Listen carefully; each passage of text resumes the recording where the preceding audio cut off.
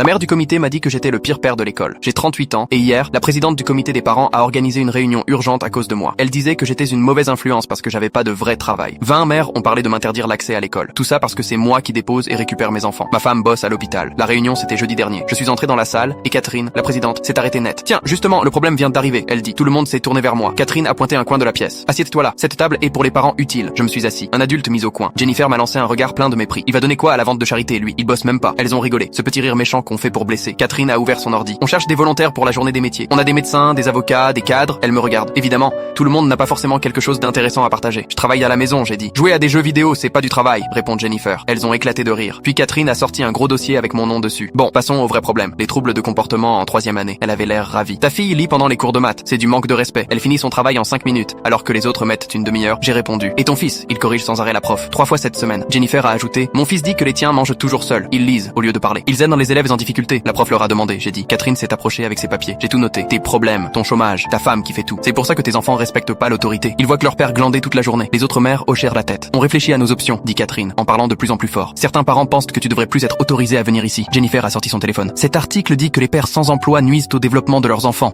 C'est de la négligence émotionnelle. Elle venait de m'accuser de négliger mes enfants. En face de moi, Catherine a continué. Tes enfants finiront comme toi, des ratés qui vivent au crochet des autres. J'avais le visage en feu, mais j'ai rien dit. On en a parlé avec le directeur, dit-elle. On pense limiter ton accès à l'école pour des raisons de sécurité. De sécurité, comme si j'étais dangereux. Mon mari connaît quelqu'un aux services sociaux, dit Jennifer. Il s'occupe des cas de négligence aussi. Elle me menaçait d'appeler les services sociaux. Ta femme mérite quelqu'un d'ambitieux, dit Catherine. Pas toi. Elle s'est levée. On recommande que tu sois banni de toutes les activités bénévoles. Plus de sorties, plus de fêtes de classe. Rien. Tout le monde a approuvé. C'est pour le bien de tes pauvres enfants, a ajouté Jennifer. On présentera ça au conseil lundi, à moins que tu arrêtes de venir de toi-même, a dit Catherine. Elle voulait que je disparaisse. On vote, a dit Jennifer. Qui est pour qu'on le bannisse? 19 mains se sont levées. La porte s'est ouverte d'un coup. Le directeur est entré en panique, suivi d'une femme en tailleur. Catherine, on a un gros problème, dit-il. Catherine souriait. Parfait. On parlait justement de lui. Le don est annulé, dit la femme. Tout le programme comportemental supprimé. Le sourire de Catherine a disparu. Quel don? Les 100 000 $ qui financent vos projets. Le programme anti-harcèlement. Les groupes d'aide. Tout. Mais ça vient de l'État, non? Non, d'un donateur privé. Et il retire tout, immédiatement. Pourquoi? Demande Catherine. Parce que la communauté des parents ne correspond pas à ses valeurs. On sait pas qui c'est, a ajouté le directeur. Les papiers n'ont que des initiales. TDB. Jennifer a murmuré. C'est quelqu'un d'ici alors. Je me suis levé. Tom David Burke. C'est moi. Silence total. Vous êtes le donateur? A demandé le directeur. Je dirige une société de conseil en éducation. On crée des programmes comportementaux pour les écoles. J'ai offert le nôtre ici pour le tester. Catherine a laissé tomber son dossier. Les feuilles ont volé partout. Vous avez créé notre programme? Oui. Mon fils corrige la prof parce qu'il le teste. Ma fille lit en maths parce qu'elle a déjà fini tout le programme que j'ai conçu. Mais pourquoi vous n'avez rien dit? A-t-elle balbutié. Parce que vous n'avez jamais demandé.